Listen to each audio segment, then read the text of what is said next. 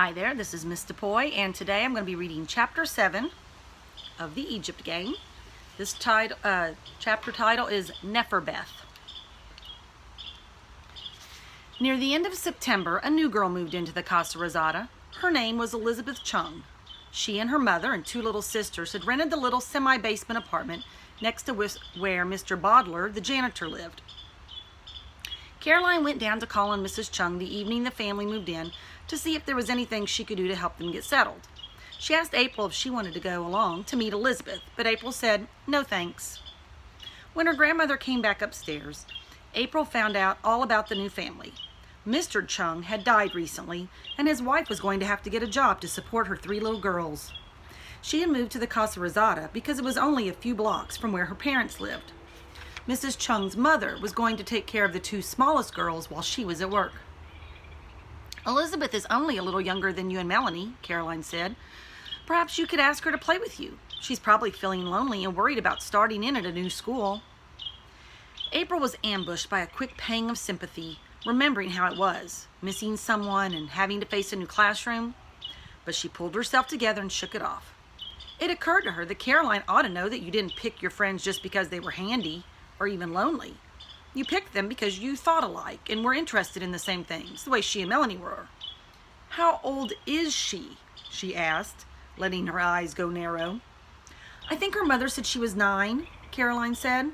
9, said April with a cool smile, is a lot younger than 11.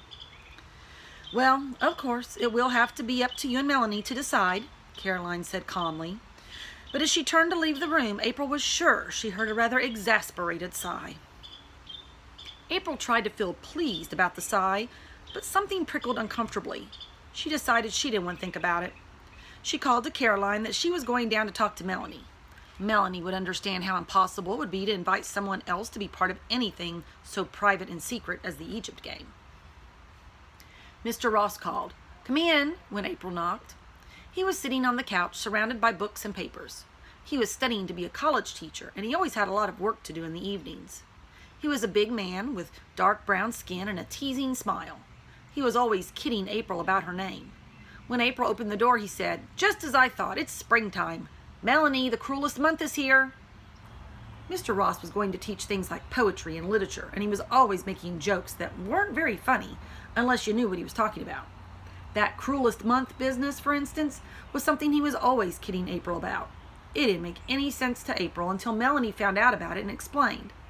It seemed it came from a big long poem that started out about how April was the cruelest month. April still didn't think it was any riot, but she guessed it was okay for that kind of joke. As soon as the girls were alone in Melanie's room, April brought up the subject of Elizabeth. Sure enough, Melanie's mother had been after her too to make the new girl feel at home. "I don't know what they think we can do," April said. "We can't let her in on the Egypt Game. She'd be sure to think about it and ruin everything." "Well, we'll have to get to know her first," Melanie said, "and see if she's the kind who can keep a secret. And then—" "Keep a secret?" April interrupted scornfully. "For one thing, she's only 9 years old." "Well, Marshall's only 4, Melanie said, "and he doesn't ever think." "Marshall's different," April said impatiently. "This Elizabeth is probably just like any other blabbermouth 4th grader. Alarmed at what seemed to be a rather wishy-washy attitude on Melanie's part, April didn't go home until she felt sure they had reached a firm decision. No matter what, no new girl was going to be let in on the Egypt Game. If they asked Elizabeth to walk to school with them and maybe talk to her at recess for a while until she got around to making 4th grade friends, that would be enough.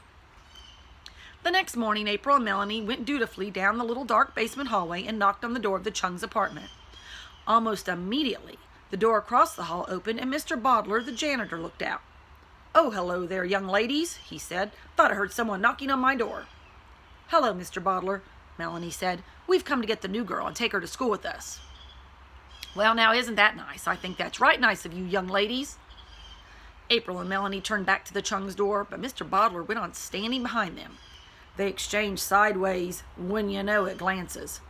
Mr. Bodler was a fattish man with faded blonde hair who was always nosily cheerful at children. The situation was already uncomfortable, and Mr. Bodler, who was a naturally uncomfortable person to be around, wasn't making it any better.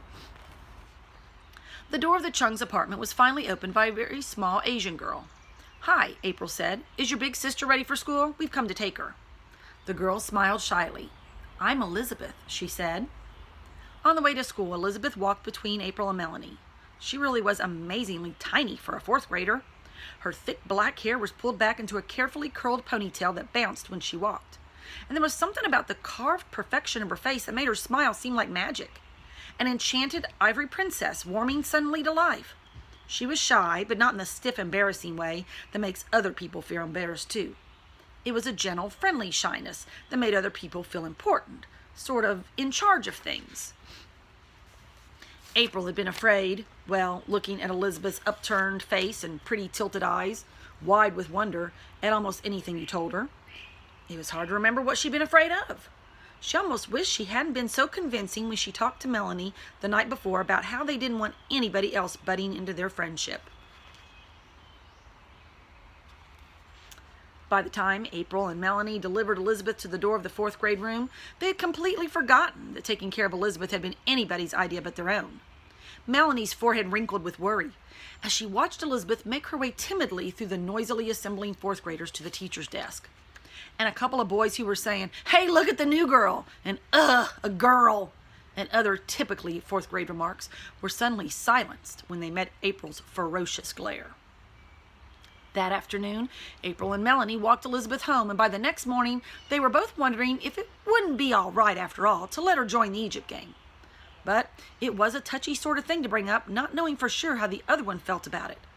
And then a very strange thing happened. Elizabeth had arranged to meet them that morning on the front steps of the Casa Rosada, and when April and Melanie were crossing the lobby, they could see her through the glass of the front door. She was sitting on the railing and looking off up Orchard Avenue, so her profile was towards them. All of a sudden, April grabbed Melanie's arm. "Look," she whispered. "What?" Melanie whispered back. "Elizabeth," April said. "Who does she look like?" Melanie caught her breath. "Nefertiti," she breathed. Sure enough, Elizabeth's ponytail pulled her hair back away from her face and neck, and there was certainly something about her delicate, slender-necked profile that was very like the statue of Nefertiti. Of course, Elizabeth's nose was a tiny bit shorter, and maybe her chin a little rounder, but the resemblance was there just the same. She saw them then and bounced through the door to meet them before anything more could be said.